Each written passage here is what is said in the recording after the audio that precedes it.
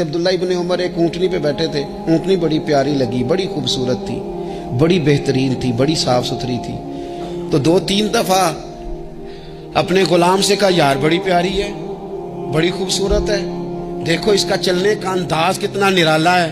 آج کل بھی ڈرائیور گاڑی چلاتے ہیں تو کہتے ہیں بڑی ہلکی پھلکی ہے جی, بریکیں بھی بڑی ٹھیک ہیں جی اس کی, فلاں معاملہ بھی اس کا بڑا صحیح ہے.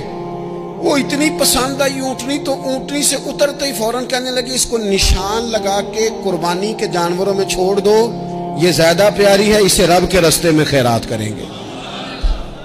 کیوں؟ ایک باریک نکتہ صوفیاء نے بیان کیا ہے. اللہ کے نیک بندے کہتے ہیں کسی جگہ بھی تمہارا دل اللہ رسول کے مقابلے میں الجھنا نہیں چاہیے. کوئی ایسی چیز جو رکاوٹ بن رہی ہو, رکاوٹ کیا کہتے ہیں, کچرا آ گیا ہے, اس کچرے کو لوگ ٹھیک نہیں کرتے, کہتے نکال دو تاکہ معاملہ صحیح رہے.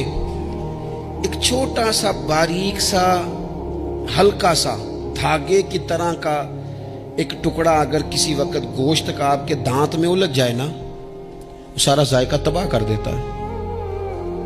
لوگ مختلف چیزیں لے کے خلال کرتے ہیں دانتوں کا تاکہ وہ نکل جائے, کیونکہ ذرا سی بھی چیز اگر کسی جگہ رکاوٹ بن جائے نا, آپ بڑا بہترین کھانا کھا رہے تھے, زبردست غذا آپ کھا رہے تھے, ایک صرف اس میں نا ہلکا سا دانہ ایسا ہے جو سخت تھا, کچرا آ گیا, روڑا آ گیا, تو وہ سارے کھانے کا ذائقہ تباہ کر دیتا ہے.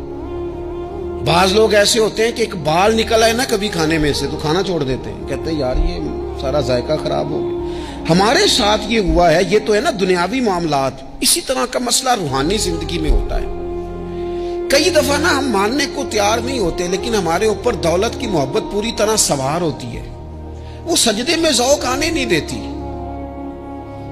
شہرت کی محبت پوری طرح سوار ہوتی ہے, وہ درود و سلام کا, ذکر کا, عبادت کا ذائقہ لگنے نہیں دیتی. وہ جو کہا تھا نا والذین آمنوا اشد حبا للہ, ایمان والے سب سے بڑھ کر اللہ سے پیار کرتے ہیں, سب سے بڑھ کر رسول اللہ صلی اللہ علیہ وسلم سے محبت کرتے ہیں. کیوں کہا گیا تھا؟ اس لیے کہ ان محبتوں کے مقابلے میں ذرا بھی کوئی اور محبت آتی ہے روحانی ذائقہ خراب کر دیتی ہے. ہمارا دل نہیں لگتا, ہم بور ہوتے ہیں, ہم پریشان ہوتے ہیں. مسئلہ یہ ہے کہ جس دل میں صرف رب رسول کو ہونا چاہیے تھا, وہاں شہرت آ گئی ہے, شہرت کی محبت آ گئی ہے, دکھاوا آ گیا ہے, مال آ گیا ہے, کئی قسم کے ہم نے بت معاذ اللہ اکٹھے کر لیے, اور پھر وہ ساری کیف مستی آئے. یہ کیسے ہو سکتا ہے؟ حضرت عبداللہ ابن عمر رضی اللہ تعالیٰ عنہ کے پاس ایک گدھا تھا. ہم پنجابی میں تو کہا کرتے تھے کہ بڑا ساؤ جانور ہے, بڑا دھیما ہے, بڑا اچھا ہے, سواری بھی کرتے تھے اس پہ, اس پر بوجھ بھی رکھتے تھے, اور بھی کئی کام, جانوروں کا چارہ بھی اس پہ رکھ کے لایا جاتا تھا.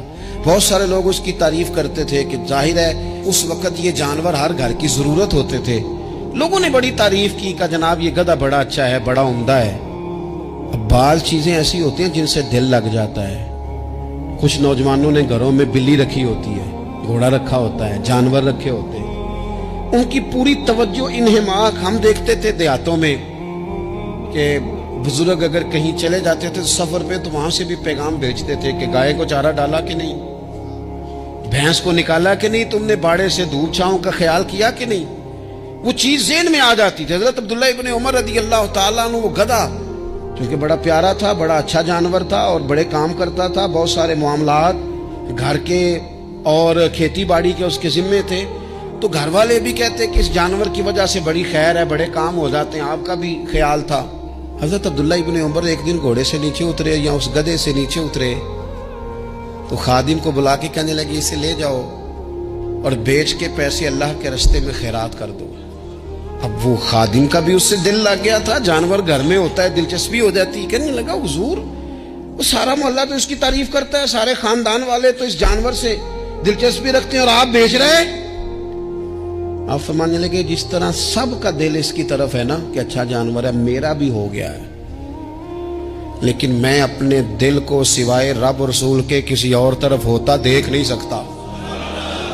اعظم بلا سے اپنی وہ ہستی ہی کیوں نہ ہو, اعظم بلا سے اپنی وہ ہستی ہی کیوں نہ ہو, جو چیز اس کی راہ میں حائل ہو پھونک دو, جلا دو ایسی ساری چیزیں جو ان کے راستے میں آتی.